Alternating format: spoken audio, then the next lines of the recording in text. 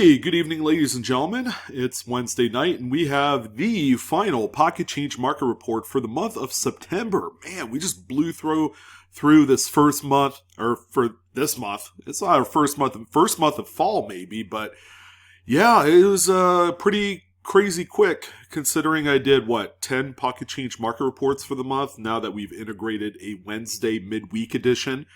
And the big reason why that we threw in a middle of the week video of this type is that there was a lot of coins that have sold throughout the week that we do not get to touch on a Saturday, which is normally when I drop one of these videos to help you guys get started for the weekend. A lot of folks like to go through big jars of change. They like to go to the bank, try and score some bank wrapped rolls, or another great thing that people like to do is head on down to the coin shop or a local show and try and cherry pick something really nice.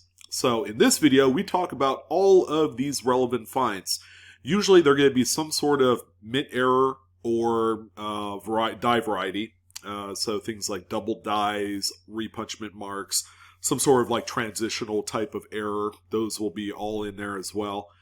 And the market continues to forge on. As a matter of fact, a few coins that I've talked about for pretty much since the beginning of summer have shot up in value by a huge margin. One of them is going to be our first coin on the list. It's just insane how much this coin has gone up. But we've also kind of noticed that the market for these, or rather the supply, is beginning to dwindle a little bit.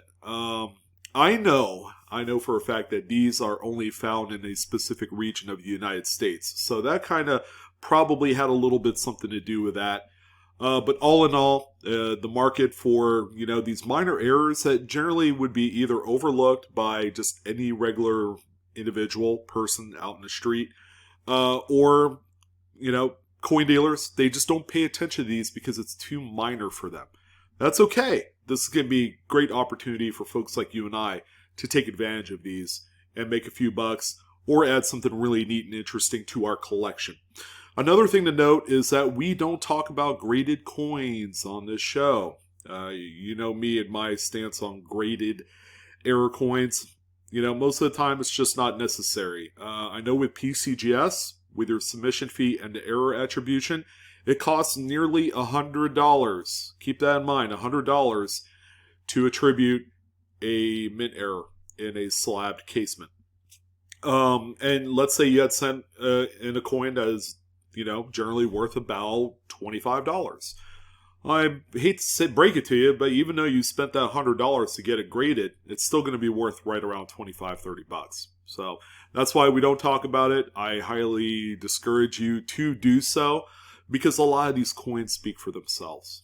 So let's not waste any more time. Let's go ahead and jump in to the first listing of today, and it's going to be that the hamburger head George Washington crossing the Delaware quarter.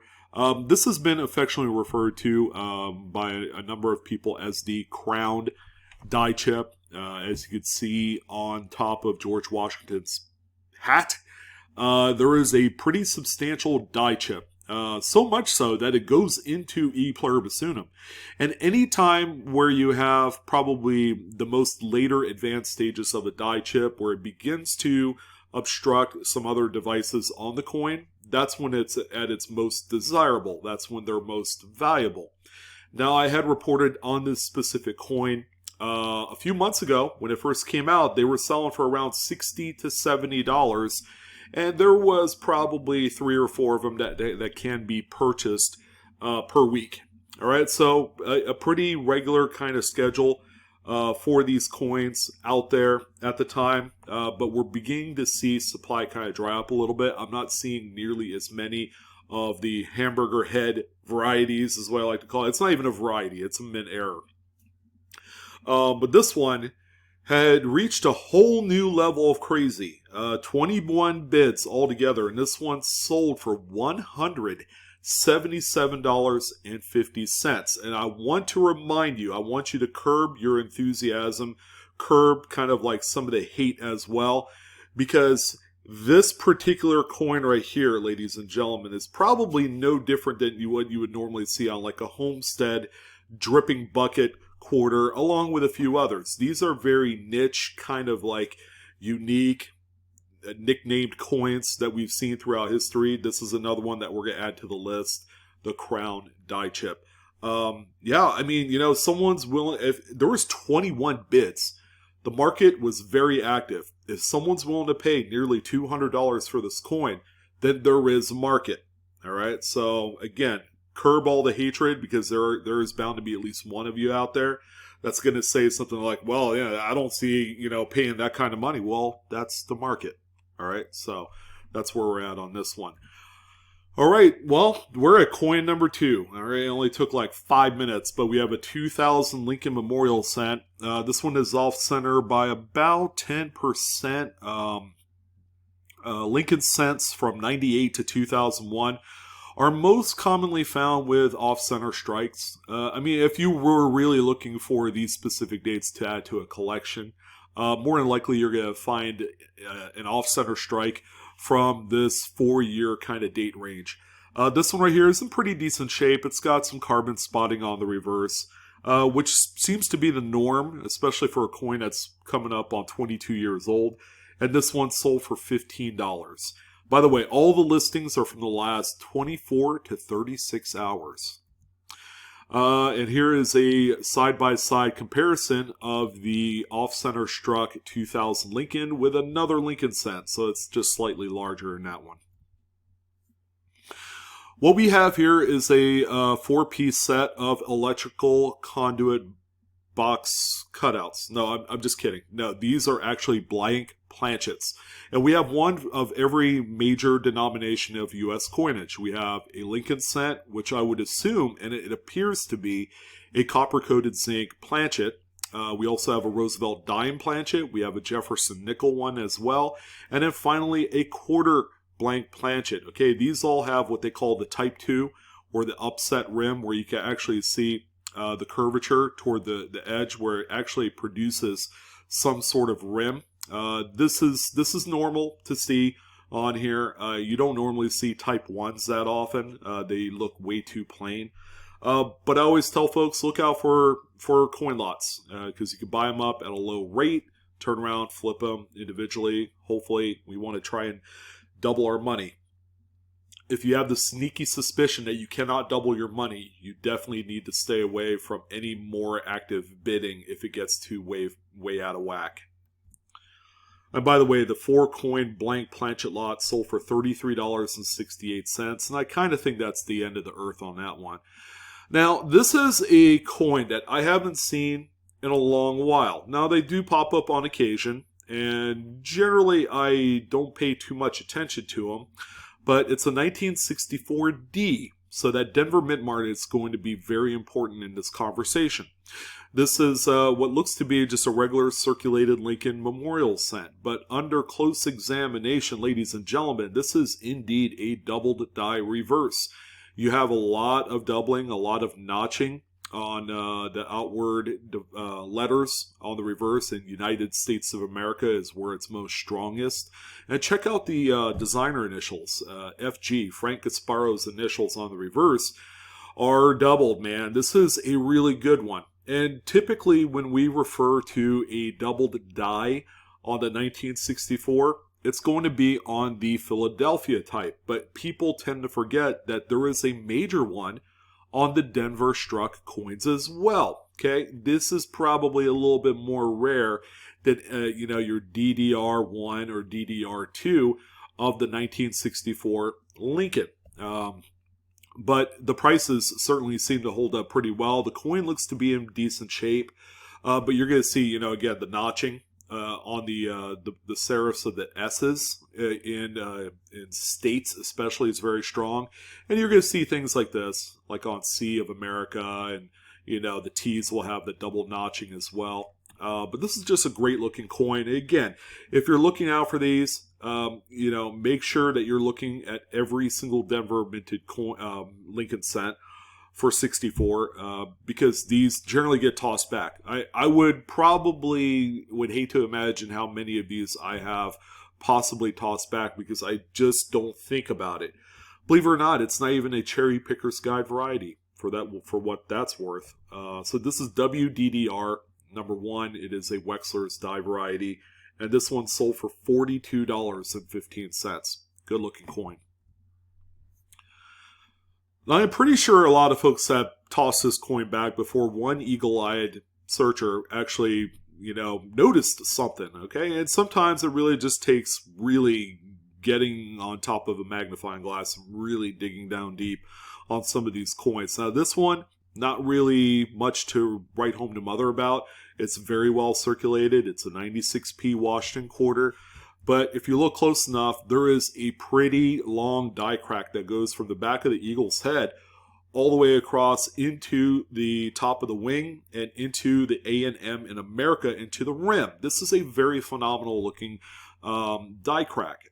Typically, I would say die cracks are really on the low end of the spectrum of errors. And for the longest time, you would struggle to sell things like this for 50 cents to $1. But now that people are beginning to take notice, people can't necessarily afford kind of like the high-priced rarities and the old 18th and 19th century coins and all the high-end stuff. So they're gonna gravitate naturally to some of the low-hanging fruits, some of the lesser expensive type of errors and varieties, and this is one such example. Now this coin right here, this 96p, sold for $4.25, and that's with 3 bids, so there were a few interested parties for this coin.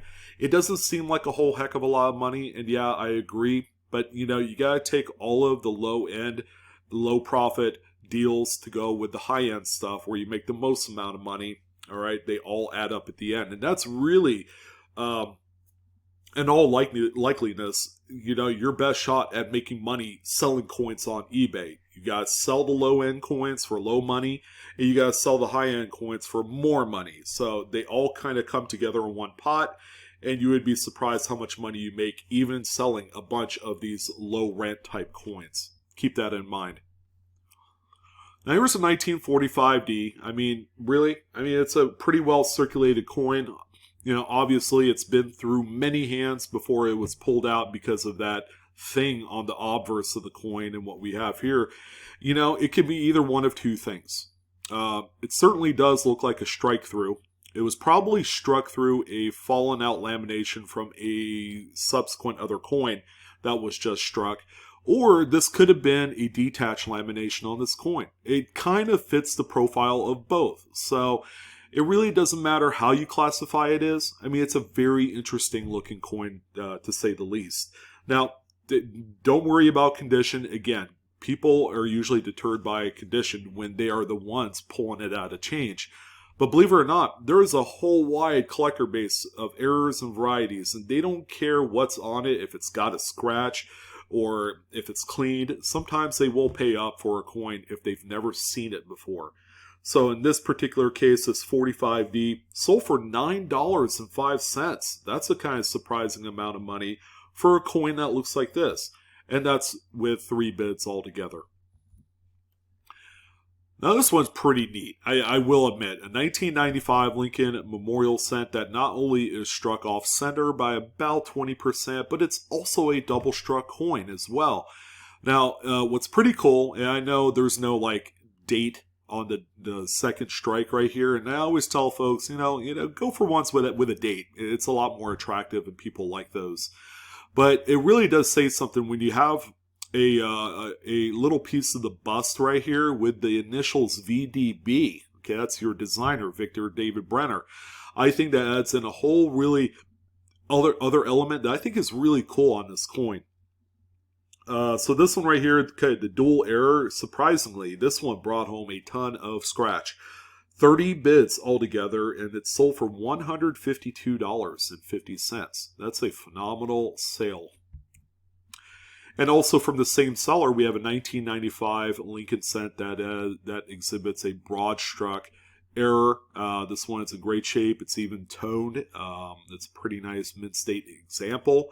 It's even got that funky kind of double profile that you only see on broad strikes and off-center struck coins. And that's because that is all a result of the pull away of the copper plating, which is ultra super thin, by the way, away from the design devices. Okay, that's where it has like a hard crease, and that's normally where it will break on one of these type of errors.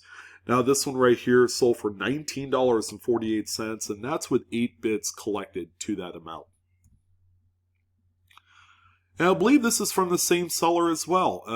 This is a 1995 P Roosevelt Dime. This one has a really phenomenal looking curved clip.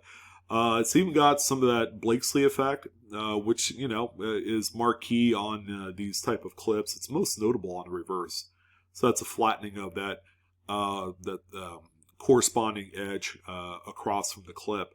But this is just a good looking coin. It's an incredibly high grade specimen, probably found in a old mint state bag of this particular date. Keep in mind that the banks don't furnish, or neither does the Federal Reserve Bank, provide full BU bags of coin anymore. All right, that went away about 20 years ago, back in like 2002, 2003, which is unfortunate because I think we could find a whole bunch of new errors if mint state bags still existed from the Fed Reserve.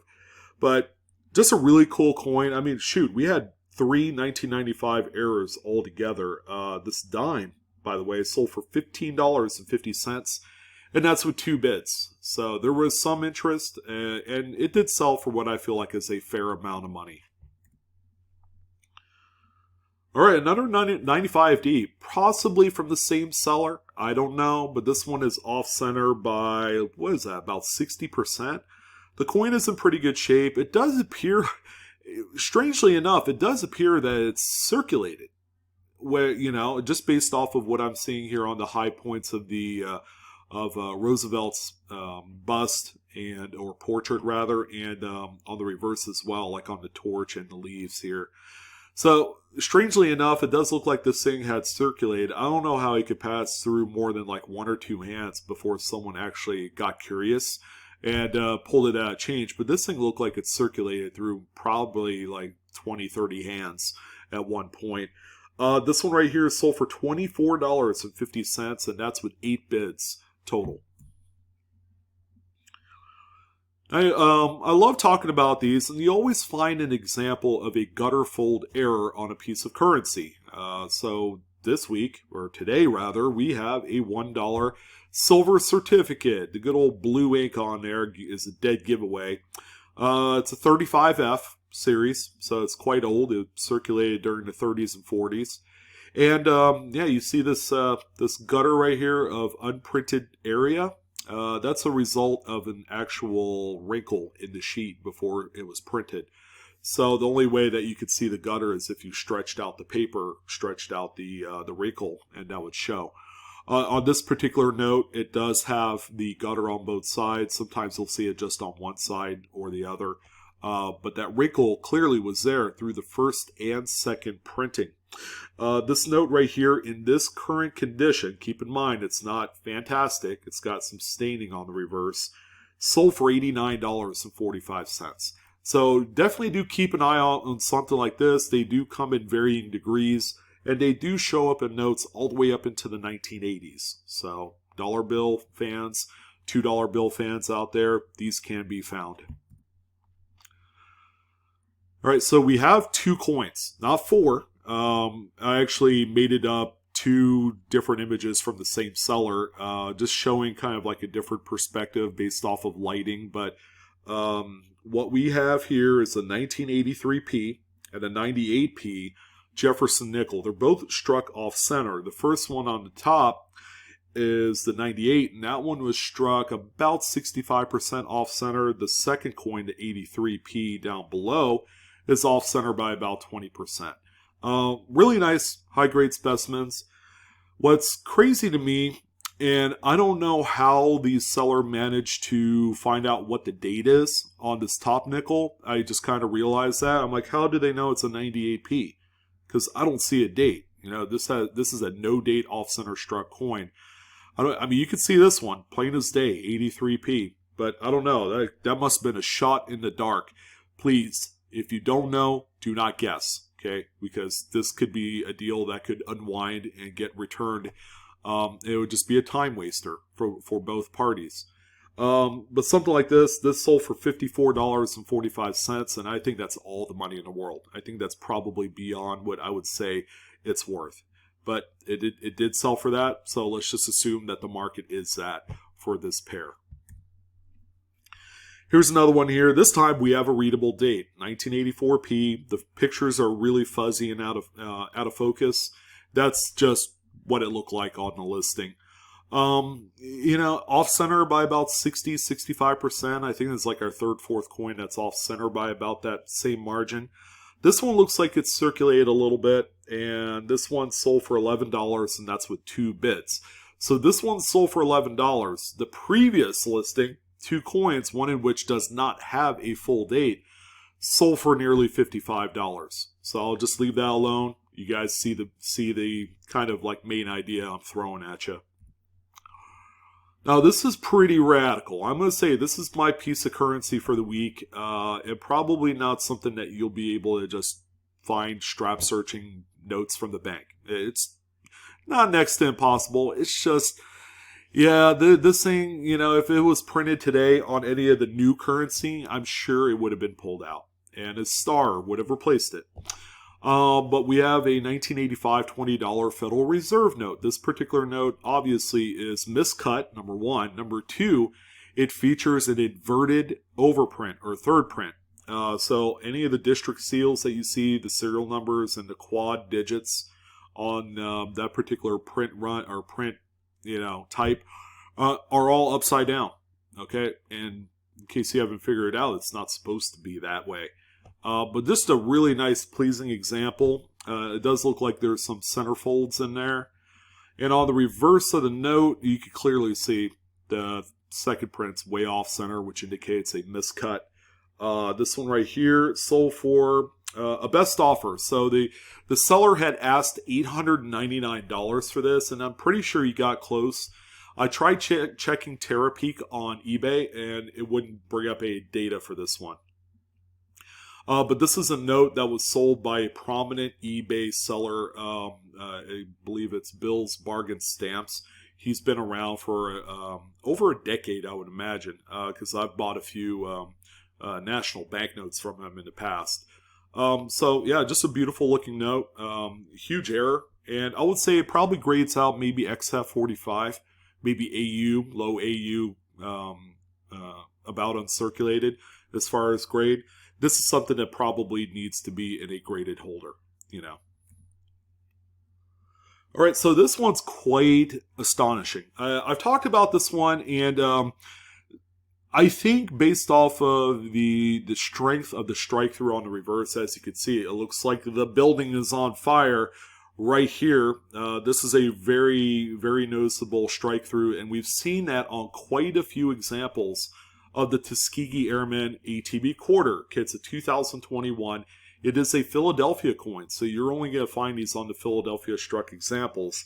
Although I welcome you to find one on a Denver, because that would make me happy.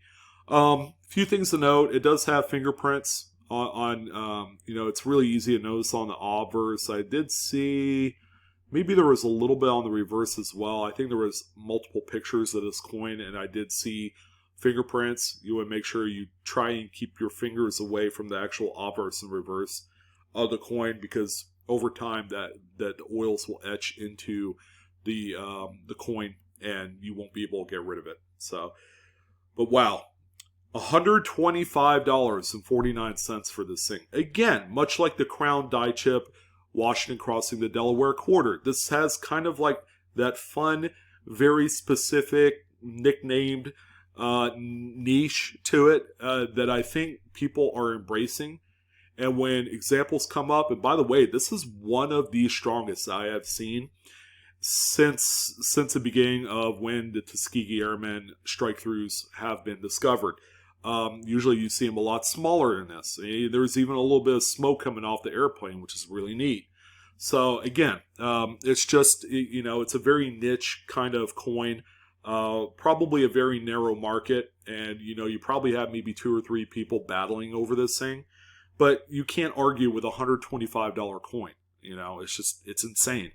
But for those of you on the East Coast that still are finding these in change and in rolls, man, really double check these. Because even the more minor types are still selling for like 15, 20 bucks. So it's really is easy money. It really is. I haven't seen a misaligned die in quite a while, so this is a welcome change. Now, the seller had pitched this one as being off-center, but as you can see, the front of the coin, the obverse, is off-center, but the back is completely centered. It's centered really well. 1964 D Jefferson Nickel, and this is what they call misaligned die error. So the hammer die is slightly misaligned in conjunction to the anvil die. So when it strikes up a coin, obviously this is going to be the byproduct right here. This one, a best offer was accepted. The seller was asking $65.97. I don't know why. I feel like this one probably sold for around 20 bucks. Again, I couldn't get the information from TerraPeak. It was having issues on my side. So you guys can check it out. Let me know if you know exactly how much it's sold for. Maybe you could find out on WorthPoint. I do not have a subscription to WorthPoint, and that's why I'm not using that. All right, Canadian coins getting some love. We have a 1981 Canada dollar. This one has something that's very familiar to us here in the States, and that's going to be a rim clip. All right, it's not quite curved, but you can see it right here. And you will see a little bit of the Blakesley effect. More so on the obverse than anything else. But Canadian coin errors are very well sought after, and people tend to pay a ton of money for them. This one is no exception. It realized $129.12. More off-center coinage, another Jefferson Nickel. This is a 1987. Yes, I know some of you are probably going to say, well, that looks like a 1981. But no, there is actually a top bar there that's been kind of like, it's molded into the actual edge on the strike. So that is a 7. I just want to let you guys know that. 87p Jefferson Nickel. This one is off-center by about 80%. Or give or take, I guess. Yeah, 75, 80%. And very nice condition coin. And it's sold for $28.50. And here's another 87 here. This time a Lincoln Memorial Cent. This one is off-center by about 30%. Coin's in decent shape, although it does suffer from the requisite carbon spotting, which, once that shows up, you can't get rid of it. A decent coin, a tough date, and this one right here sold for $18.50.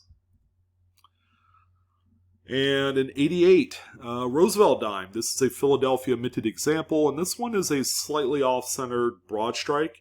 Broad strikes occur again, and I love talking about this because it's one of my favorite errors. This particular error occurs when the collar doesn't snap into place when a planchet is fed into the striking chamber. So sometimes that collar will get stuck, and it's spring-loaded, all right? So sometimes you'll have a tilted collar, and it'll strike it up on the edge. You can see that clearly. But when it's not even fully engaged to hold the coin in during the strike, all right, just think, it's not going to have like a belt to keep your pants on. The metal flow has to go somewhere, and it'll usually go out, all right? Kind of like when you're making pancakes in the morning, and you're pouring the batter in your griddle, and it's like it's going out. Yeah, me and my analogies. It's always food based. But this one right here, really nice shape, and pretty decent date as well. You don't see 88s that often. This one sold for $28. And here's a little side-by-side comparison. This is from the same seller that had the Lincoln Cent earlier in the show. So much bigger there.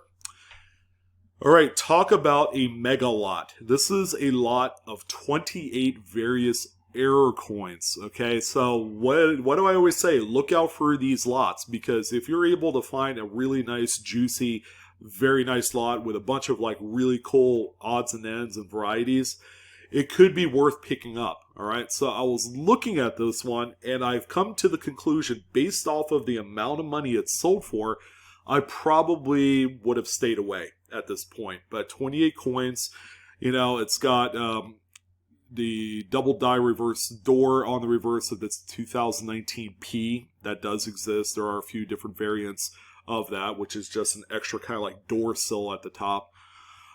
Struck on wrong stock. It remains to be seen. Here's an off-center Lincoln. Here is a Voyager ATB quarter. It looks like a DDO. And, just a few odds and ends, some off-center strikes in there. Wide AM 2000. I don't think this is a DDO DDR 94 because it doesn't exist. As far as, an attributed example. But as you can see, that's what we have here. So that was the first 16 coins. Here's the other 12 to make up 28. Again, more errors in here. Again, you really have to do your research because you don't want to buy something like this and come to find out half the stuff is not really an error or a variety. So, are you guys ready?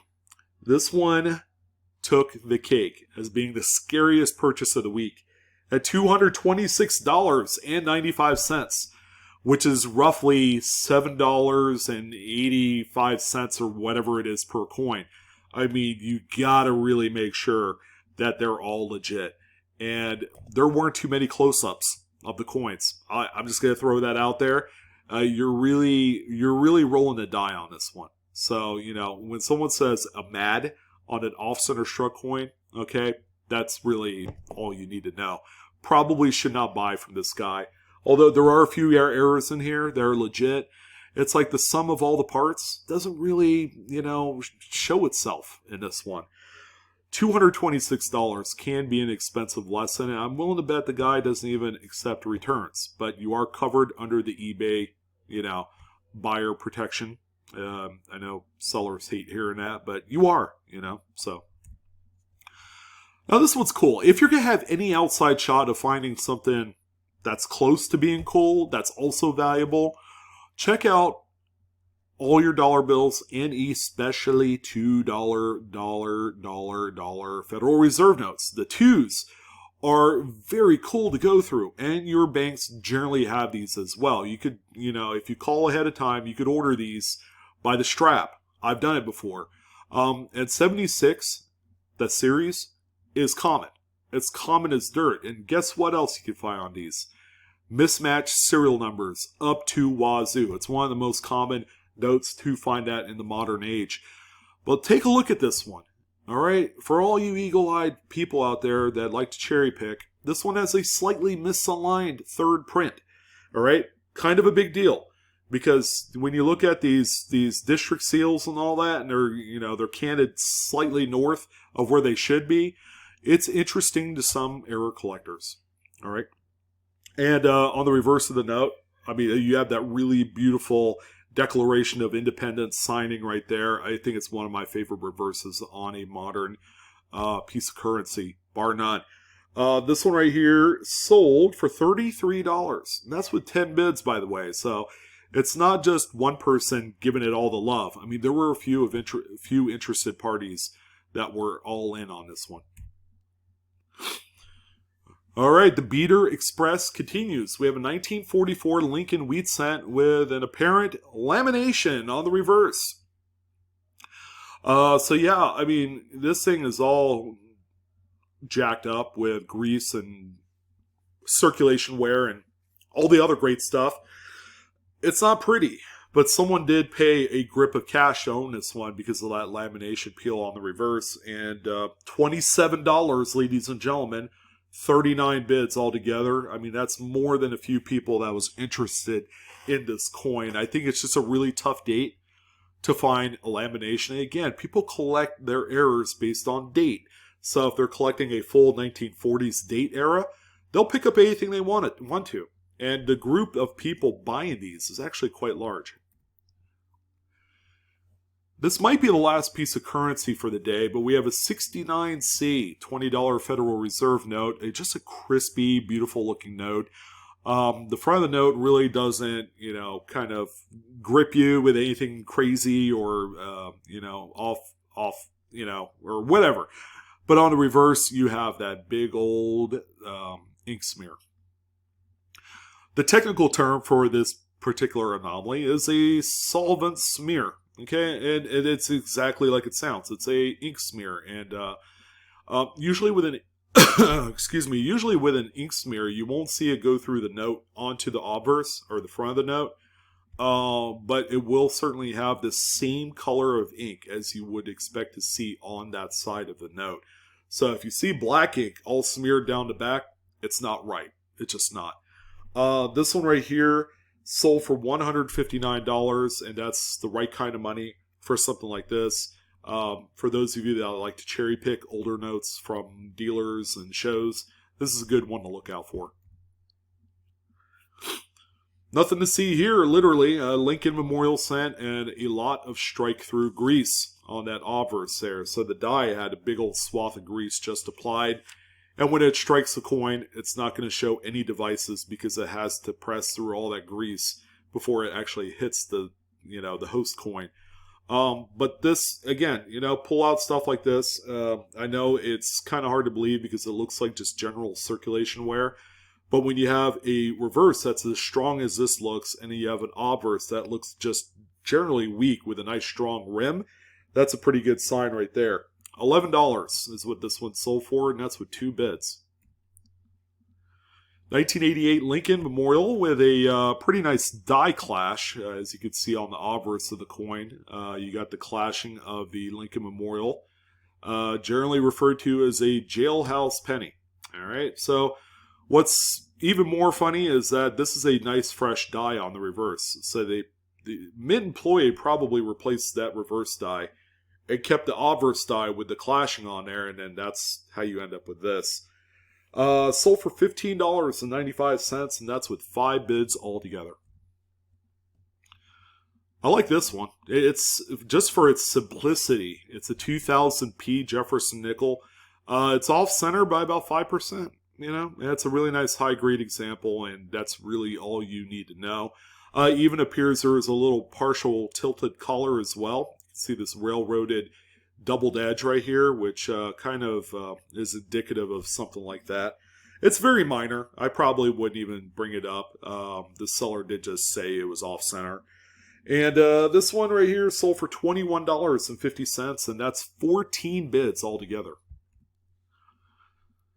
This is a cool one. Now, the coin is not in phenomenal shape. It's probably a net VF20. It might have been cleaned, but it does have scratches. So we'll just get that out of the way. It's a coin with problems, but it's a 1930S Buffalo nickel with a few things going on. All right, so the S mint mark you can see right there.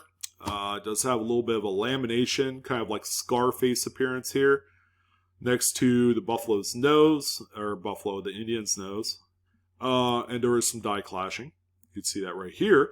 But most importantly, this is one of the dates that you need to look out for the 2 feather variety.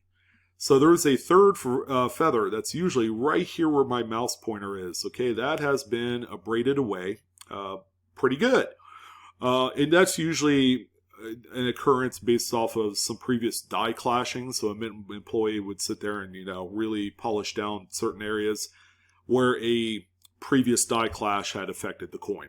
All right, so there are a number of 2-feathered Buffalo nickels to look for. There's a comprehensive list online. Go ahead and check it out.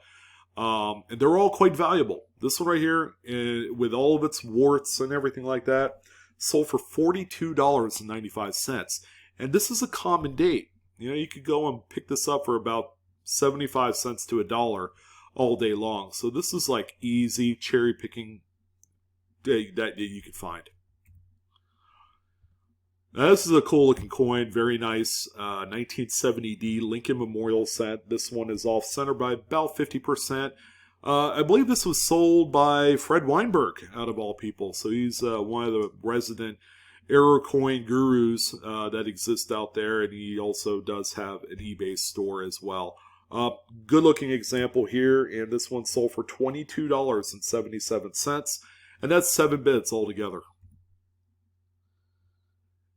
And speaking of off-center, I mean, this one right here, yeah, it doesn't have a date, but I don't think it really matters. It's an off-center Indian head cent by about 60%. And it has good details. Yeah, it's got some gunk and carbon spots all over the place. I mean, it's an old skin coin, Like, this thing was like, it was holed up somewhere for over 100 years. never to be seen. And it finally, met the light of day and now made it onto eBay. It does have pretty strong Liberty here on the headdress of Liberty. And this one sold for $376.32, and that's through 33 bits. That is a stunning coin. Now here's another stumper. It's an obvious off-center struck Washington quarter. I would say 50%, give or take a percentage point. Although the seller said this is a 1987P. Now, how in the world would you know what the date is? So I'll just, kind of stress this point again. Do not make up dates on these. Because obviously, people are going to see it. They're going to know that it's not the date you say it is. It's a 1980s Washington quarter. Unless you know kind of like the specific dies and all that are being used for that one very specific year of quarter or dime or nickel or what have you. Don't even try and gather a guess. I would say just use 1980s era Washington quarter. The coin is in really good shape, but to, purists that collect these by full date, this one kind of falls flat. It's sold for $37.10, and that's with 18 bits altogether. And the final coin of the week is going to be this 1971 Lincoln Memorial. Now, I think this might have been the one that was sold by Fred Weinberg. I'm not sure. It was either this one or the 70D that we saw a few minutes ago. This one is off-center by about 30%. This is like a tough-as-nails date to pin down. If you were collecting off-center struck coinage, especially Lincolns, and you're looking for a 71, this is probably maybe only the second or third example that you have seen all year. That's how infrequently they come up. It's got a nice reddish brown kind of patina to it. It is mint state, but it does have what looks to be a fingerprint. And as you can see, over the years, a fingerprint will actually turn into carbon spots. So that's all because of the oils on your skin when they're on the coin. This is the end result. It is quite detrimental to the grade of the coin over the long haul, and it'll just get darker. All right, so try and avoid touching your coins on its face with your bare hands. Wash your hands and use some sort of glove action. But this one sold for $40.05, and that's with 17 total bits. Beautiful, beautiful coin here. And, well, that's going to go ahead and do it. Based off of popular demand, you'll notice that I added a little something to the end of the video. We've added our email address to our live coin Q&A panel. We have our own separate YouTube channel. We do live streams every Monday night. If you're looking for some information on coins that you possess, whether it's a collection or singular pieces, or you want to know what this coin is, or, is it damaged or is it legit, send us your clear, obverse, and reverse pictures to the live coin Q&A email. And I will say this one more time, because I've said it before, limit your email to only one. We could always go back and forth. If you have multiple coins, you could add it all into one email, but do not send multiple emails. They will get deleted. All right, we've had to crack down on that because we've had folks submit like 10 emails and they all have different stuff in it, and it became kind of an issue because we have 8-9 panel members that read through these. So we don't want to kind of step on anybody's toes if someone on the panel is addressing your coin question and you have this completely random other person come in to want to talk to you. It's not really professional. So I wanted to throw that out there, but there you go, ladies and gentlemen. That's our email. But that's going to go ahead and do it. Hopefully you guys got a little inspiration midweek as we head into October. Grab your bankrolls from the bank while there's still a few of them out there. But that's it. That was a lot of fun. Let me know what your favorite coin is of the week, or in this video, rather. And don't forget to like, share, and subscribe if you enjoy the content for today, and hit the dislike button if you don't. But that's going to go ahead and do it, ladies and gentlemen. I'm your host, Sean, with Blue Ridge Silverhound. It was certainly a pleasure. You guys have a fantastic evening, and good luck in your hunts. Coinaholics, we are discovering together. I will see you on the next video.